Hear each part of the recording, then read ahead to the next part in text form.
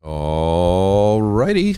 Welcome back to the Built to Grow podcast. I'm your host, Tim Lyons, in studio with those crispy microphones. These are the same ones that Joe Rogan uses. In case anybody's doing a podcast, you don't want to skimp on crispy microphones. These are the Shure SM7Bs, right, Nick?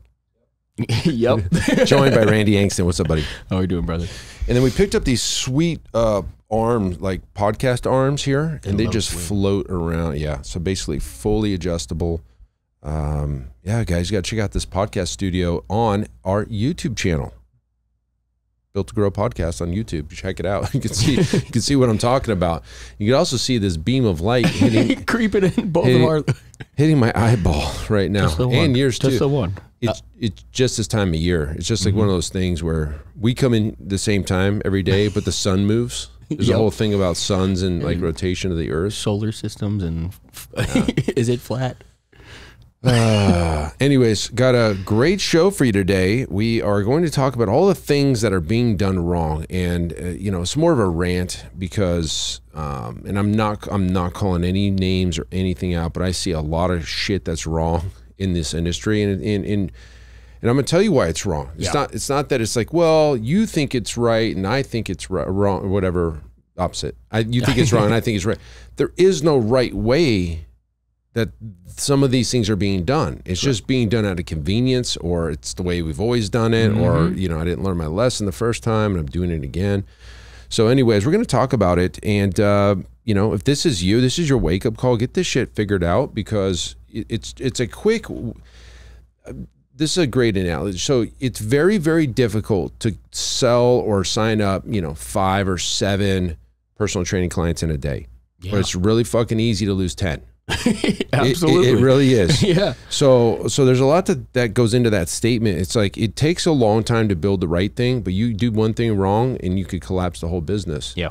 And unfortunately, the gyms I'm talking about do multiple of these things. So let's just get into it. So I was on a call yesterday with a gym, no names again, just kind of a discovery call. And I want to help gyms like that. That's my goal in life, right? Like, we help gym owners win. I want the gyms to win. And, you know, in order for me to do that, I have to ask questions. I have to have data. I have to understand what we're working with here. And that's a lot of times one of the first things I do when I get on a call with a gym owner is like, hey, so tell me about your amount of members you sign up every month. How many do you lose? What's your attrition rate? What's your average revenue per member? What is your gross revenue? What's your base operating expenses? What's your cost per acquisition? What are you spending on marketing this month? Basic questions. And the particular gyms I talked to yesterday didn't know any of those numbers. They couldn't tell me how many members they were signing up. They couldn't tell me how many they were losing. Therefore, they couldn't tell me their attrition. They don't know how many current members they have because of the way they do their operation, which is, I'm going to tell you in a second why that's the case.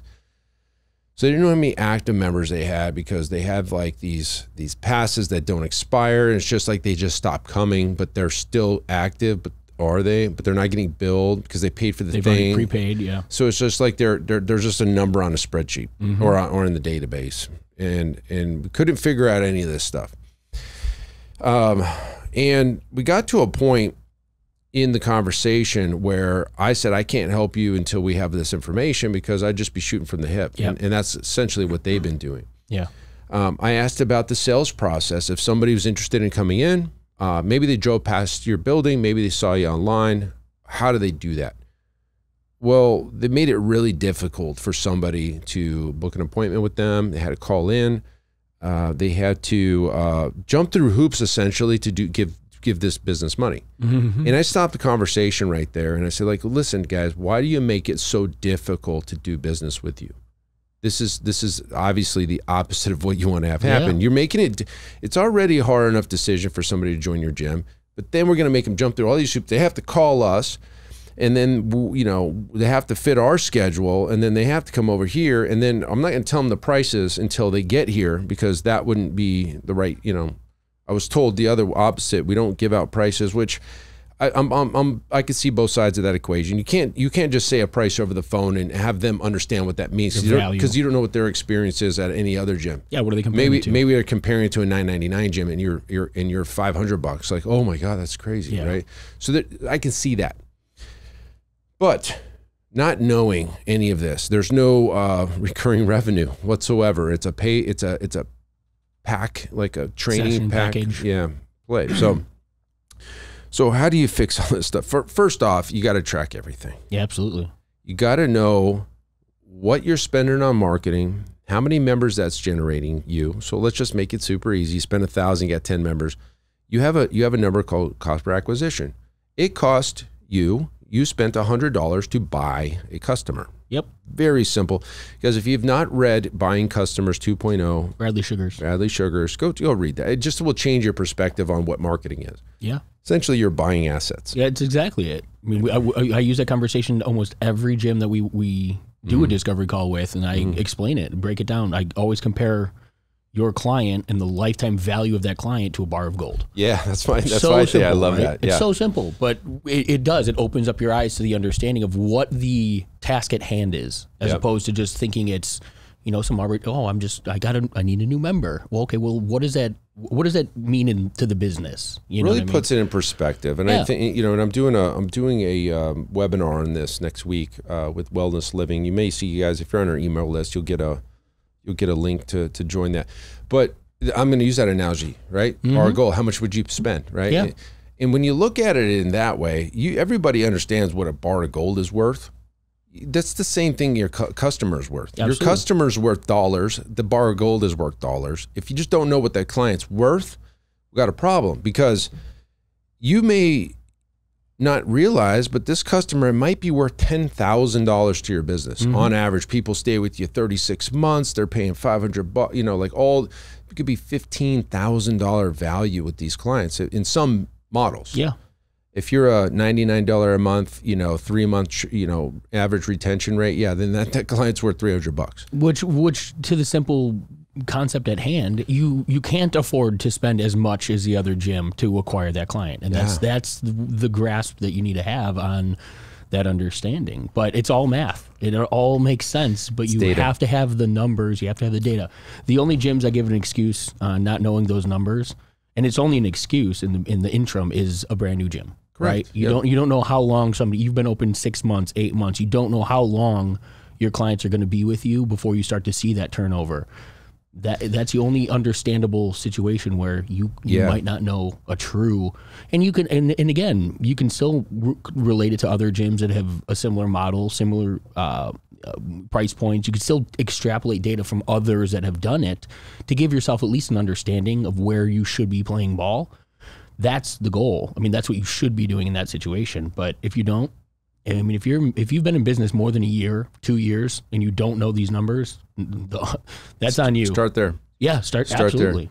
There. So we've got a gym that doesn't know how much they cost to acquire a client. They make it real difficult to do business with them. There's no online booking link for consultations. And then when they do come in, there's no one person in charge of the sales operations. So there's no director, sales manager, GM, or any of that. It goes to the trainers in this particular gym. Now, these are two different gyms I was talking to, kind of blending the two. So in the second gym here, they have their independent personal trainers. By the way, I'm saying independent, meaning contract personal trainers who are running their own business out of your operation, out of your four walls. Do the sales, okay? And so maybe that's okay, maybe that's not, until I ask the question, how do the trainers get paid in this situation? In your particular gym, Mrs. Gym Owner, or this was Mr. Gym Owner, how do you pay these coaches? Well, they get paid on the services they provide. What about the consultation? Well, they don't get paid for that until they end up servicing them, but they all have to have X amount of consultations per week. It's just kind of a round robin. So do you offer services in your facility that particular personal trainer does not provide? Yes. Okay, well, do they get paid for those services? No. So what's to keep this personal trainer, independent personal trainer, running his own business, has his own bills and hard costs, from pushing somebody away from another service, even though that's the one they may have come in for, i.e. or been better for him. Or Pilates or yoga, but they don't do that. They do personal training. Hey, you don't need that. You need to train with me. and then your business takes the hit, or they don't close the deal because it's not what they really were in there for. So many things wrong. Yeah, absolutely. So many things wrong. And it was really eye-opening yesterday to hear both gyms that I've never met before. They just came on discovery calls, which is totally cool. But there wasn't one thing that I would say was done correctly in either scenario. Obviously the data, they don't know the numbers, which is fine. You can get that number, but I don't think they had enough systems in place that they could go easily find those numbers. So that's a problem. So if you don't know your numbers, guys, start there. You need to know at a minimum total number of leads generated per month, total sales per month, cost per acquisition. Probably you need to know how many on average you're signing up and losing. So you need to know that delta number between members in, members out. You need to know your average revenue per member. Yeah. That was unknown. Per month, per. Yeah. So like if you have 10 different memberships, which by the way, both of these facilities had, which is another problem, you just have all these options. Like every response I got when I asked a question was, it depends. Yeah, there's no clarity in the business. Yeah. In the worst thing that I've heard out of all of the conversations yesterday was, we have no recurring revenue memberships. We're looking at doing that. But what we do sell is packs of sessions, which again, I'm against. But the worst part about that is they don't expire. So I said, so you can have somebody come in that was 5 years ago that bought this and come in. Yep, it happens all the time. They bought 5 years ago sessions and they're coming in 2024 and they bought this in 2019. Oh yeah. Mind blowing that this business is in operation anymore. So it's tough, right? These are all the things that I would see wrong. So what would I say to do right? Like if I was going to, and we have an episode that we reran not that long ago. If I was to redo everything again, and this is also something that Jeff Hoffman said, like every year they say, if we're going to burn this business down and rebuild it the best way we know how today, what will we do differently? Well, you got to have recurring revenue. We have such an advantage over other industries that people would die for this, especially. It might be the only thing in business, in the fitness business. We sell a recurring subscription model. Yeah. They sign up, like again, I've said this on stage, I've said this, I mean, there's people I walked past today that signed up 15 years with us. They're out there training today. Well, just look at society. Look at how movies and things like that are distributed nowadays. You don't go to a Redbox and purchase the one. You buy a subscription to all of them, right? Everything like the Netflix, the Prime, all of these things have moved to a subscription-based service because of the advantages that we have in the fitness industry. We've been fortunate to be in that arena, and now other companies are going, oh, that looks like a great way of doing business. It's a better way to do it. Let's go over here and do this. And now we still have those in our industry that are fighting that, and they're still trying to make it difficult for them on themselves to go make money. Let's sell 10 sessions. Like, it's painful sometimes. But it's all fixable, guys. Here's the thing. Like, I'm not here to just like, I'm here to point out the problems. Yeah, we're using those couple gyms as an example because these are the things that we hear from gyms all of the time. Some of them do one of these things, some of them do multiples, but ultimately these are the things that when you work with us, we steer you away from. We bring you back to the understanding of the business, and like we were talking prior to the show, if you want to succeed in business, you have to treat this like a business. And unfortunately, throwing your hands up and going, we do this because that's how we've always done it, is not an answer that's acceptable. Yeah. You know, or I don't know another way. Well, then you go and you find a different way. You research what it takes. You research what others are doing. You reach out to a coach. But there is definitely a better way of doing business. Yeah, but I would love to hear the reasons that they feel like that's the best way. We do chunks of sessions because of X, Y, and Z. Tell me what those are. And typically there is no real reason. And that's what I'm saying is there's no intent behind those things. Yep. It's just the way that it's been done, and nobody's looked at the business and said, okay, is this the best way that we should be doing this? There's no intentionality. It's pure, throwing shit at the wall and seeing what sticks. It's crazy. And yeah, and it's all over. You know the what's place. funny is you were talking about the other businesses that moved to subscription model. Remember Office, Microsoft Office? Oh, yeah. You would buy the box at Costco. Or Yeah, whatever, literally the discs. and there would be discs in there, and you owned it. Yep. And you could use that for like 3 years longer than, you know, until they started making it now. Windows 97 is like still bouncing around. You know, Word 97 is like still a thing, you know, but Yeah. yep. However, like we throw that advantage away a lot of times by doing the session packs or doing a paid in full at a discount or selling a 3-month paid in full intro deal. And then hopefully we can, can retain them on the back end. And then we get into this employee contractor debate, right? Like this is really gnarly, right? Because the reason why a gym would do contractors, at least in the beginnings, they don't have the money for payroll. Sure. So we're just going to pay these guys for what they do. No tax. We don't have payroll tax on this. We just pay them a 1099, and they're responsible for the FICO and Social Security and all that stuff. It makes it easier on the gym, but what you're doing there is you're handing over control, the assets. Yep. You're handing over the bars of gold to some guy who can just leave tomorrow. And that's tough. And it's happened to me. I mean, I've learned this lesson, and I've done everything in my power in my new models and iterations to protect and insulate and ensure the business away from that ever happening again. We switch clients with coaches. We don't put coaches' names on our schedule. It's A or B, and you pick a time. Yeah. We control the programming, right? We have our software that does that. We control the programming. We have a text message platform that it's all from the gym. So the communication's happening through our platform. Like there's just a bunch of stuff, right?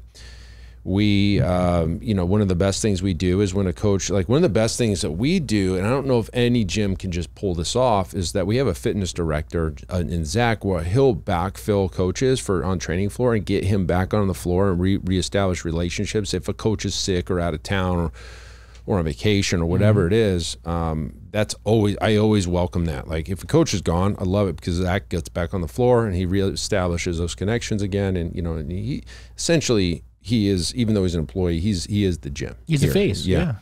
So we've done everything that we can to insulate from that happening, because I've had this, my first coach I ever hired, she didn't show up for an afternoon session. Like she was supposed to be in 1 o'clock or 2 o'clock in the afternoon. She didn't show up, neither did the clients. I was like, okay, well maybe somebody's sick. So I call her, no answer. She didn't show up the next morning. But neither did the clients. So it wasn't like the clients were there waiting for her. They had schemed behind my back to go train out of a garage like down the street. It didn't even quit. Like they just went over there and they started training over there until one day on the cameras I saw her come back in the gym like after hours and steal all of the paperwork. The paperwork and all the contact records of all of our clients. We had it like in a binder. And all the clients just quit. Like they all schemed against the gym, because the trainer was the reason that they got results, not irrespective of anything else. It was all of the value in what we were offering was in the trainer's hands. And the relationship. The relationships, yeah. So, that was 2010, 11, 12, somewhere in there. I mean, it's been a decade, but that stung. Basically half of my business walked out the door. And I've heard this happening over and over and over to gyms. Like this is not uncommon. No. This is one of the dirtiest businesses out there. Trainers stealing clients. And it's our own fault as gym owners because the way we set up our operations allows that to happen. You let bars of gold go in their backpack. You put them in their backpack and you just wait for them to leave. That's the problem. Yeah. And so it's all fixable, guys. We fixed all of this. Yeah. Like that, we've had coaches leave and change careers and stuff. We don't lose anybody anymore because they're tied to the gym, not to the coach, right? And so, and I know for a long time, it's like, how do you make that happen? How do you have them tied to the gym when the coach is the one? Well, like I said before, the programming especially has come from the gym. Having something like Semi-Private Pro they can't go and just knock that off. Like that's proprietary to the facility. Yep. So it's not like, you know, and when you have the clients working with those iPads or Android tablets daily and they're clicking the buttons and that's the value they're putting in the programming. I was going to say, you kind of have to put it has to almost like be extra in their face. It's in their face, and they love it. Yeah, exactly. But and we're developing gamification in that thing, and so it's like, hey, happy birthday, happy anniversary, PR, new max, new record, all this stuff is popping up now, and it's just like it makes it more user friendly. There's all this stuff in there. It's because I don't want the coaches to leave and take clients. Like that's just one of the main reasons we do this. But also, it's the customer experience is to be the same as a system.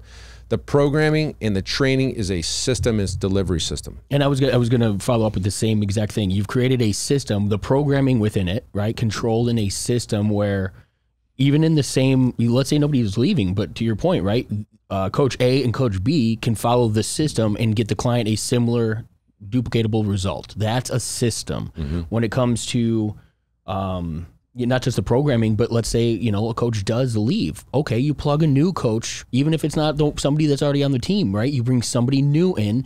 Their role and responsibility is follow the system, not go bring whatever great training methodology and programming beliefs and all of that stuff with you into our business. No, leave that at the door. You're an employee. You're a cog in the system. Your job is to do what we've created and do that with, you know, personality, you know, hype, energy, obviously be good at executing that. But the vision and the control and everything there always comes brand down. Yeah. And everybody else is kind of going, you know, employee up in that regard. And it's risk. It's massive risk. Yep. It's fixable. So I guess the point of this is there's things that you're doing in your business right now that you have no idea why you're doing them. You do them because you've always done this. And this was very, very evident when I came out of college and I was in the construction industry when these guys were in the trades journeyman 30 years. And I couldn't understand why they were doing something because I had a different view, right? Like, and maybe their way was a way, wasn't wrong or right, but I'm like, man, should we do this instead? One of the great examples was, I came out from a team atmosphere in college and I came into these projects and I was working.